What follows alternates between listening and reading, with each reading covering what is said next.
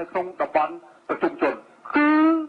សំខាន់បំផុតដែលគោលនយោបាយឆ្លើយតបទៅនឹងតម្រូវការបច្ចុប្បន្នភាពផ្សេងតែជាបច្ចុប្បន្នភាព5ទី1លំហូរចូលបរទេសទី2បញ្ហាព្រំដែន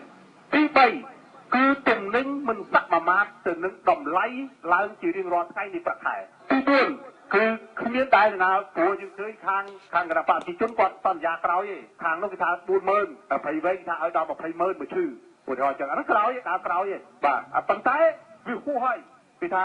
លីហើយគោលនយោបាយហ្នឹងចំណុចមួយទៀតចំណុចទី5យើងឃើញថាហេតុអីបានទទួលយកបានខាងម៉េចពីព្រោះគេត្រូវការរៀនយុវជននឹងរៀនព្រោះគេសន្យាថាឲ្យខ្ចីលុយបាទអានេះដែលធ្វើឲ្យពីព្រោះគេការគាត់នៅស្រែគាត់ដឹងថាភ្នំពេញភ្លឺអញ្ចឹងឯងដល់ពេលគាត់ចេញទៅបរទេសគាត់ថាអូ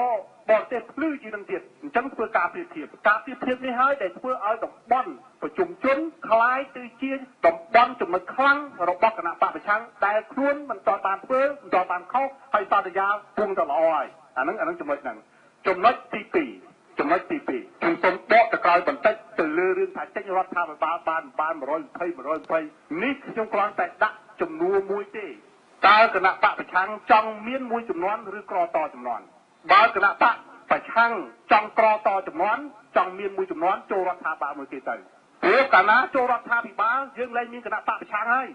ព្រោះយើងចូលទៅចូលប្រមួយទេបានចូលរដ្ឋាភិបាលអញ្ចឹងសភាលែងមានគណៈបកប្រឆាំងហើយគណៈបកលើកដៃទាំងអស់គ្នាអានេះយើងទៅទទួលយកការពិតពីព្រោះយើងចូលរដ្ឋាភិបាលទាំងអស់គ្នាហើយយើងមិនធ្វើអីទៀតអត់មានធ្វើអីទៀតទេអញ្ចឹងវាត្រូវចប់ទី2បើគេទីគេទៅព្រោះយើងចូលរដ្ឋាភិបាលមួយគេហើយបាទទី3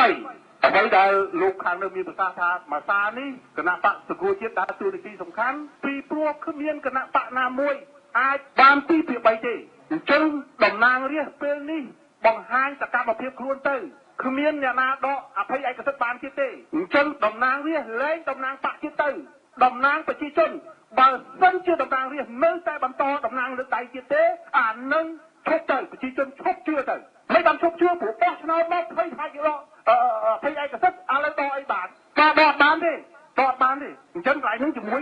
គឺសំខាន់ណាស់សំខាន់សូមចាក់មួយទៀតហើយបញ្ជាក់មួយទៀតគណៈបកប្រឆាំងបើមិនចង់ចូលរដ្ឋមិនចង់បដិសេធ120ទល់តែមានតក្កនិកច្បាស់លាស់ពីព្រោះមុននឹងចុះឈ្មោះកជបយើងបានចែកច្បាប់រួចហើយថាបើសិនជាការបោះឆ្នោតដោយយុត្តិធម៌និងត្រឹមត្រូវអ្នកឯងត្រូវទៅទទួលប៉ុណ្្នឹងហើយបានជាគណៈបកប្រឆាំងប្រកាសកាលពី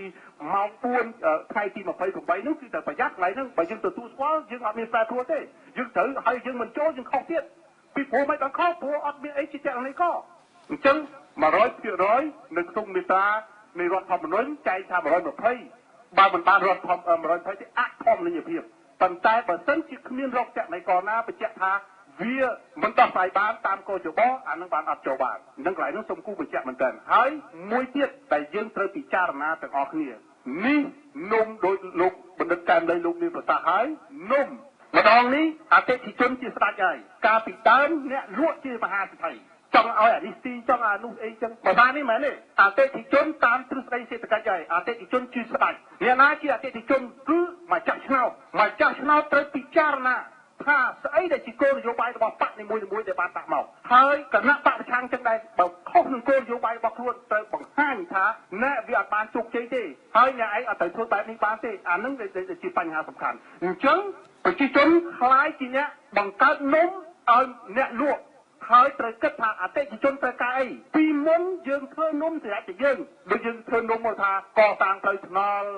ខាងនោះថា 40,000 នេះចឹងទៅ7 មករាឥឡូវមិនចឹងទេនំនឹងគេលែងញ៉ាំហើយអញ្ចឹងមើលអតិថិជនចូលចិត្តអីចូលចិត្តតំឬចិត្តនំគមព្រោះចិនអាចដូរខ្មែរមកស្រុកខ្មែរឲ្យជីកាទៀវបានឥឡូវនេះបើប្រជាជនទាំងអស់គ្នាចេះដូរអ្នកនយោបាយខ្មែរនឹងចិនដូរខ្មែរប្រហែលជារីកចម្រើនច្រើនជាងផ្សេងដែលជាក្នុងសង្គមបរិបទហើយបើសិនជាអ្នកប្រជាជនមានចំណេះដឹងអានឹងគឺលយមែនតើប៉ុន្តែបើអត់ដឹងទេគេអ្នកនយោបាយដូរឯងឲ្យទៅស៊ីនំគេហើយបាទសូមអរគុណច្រើនលោក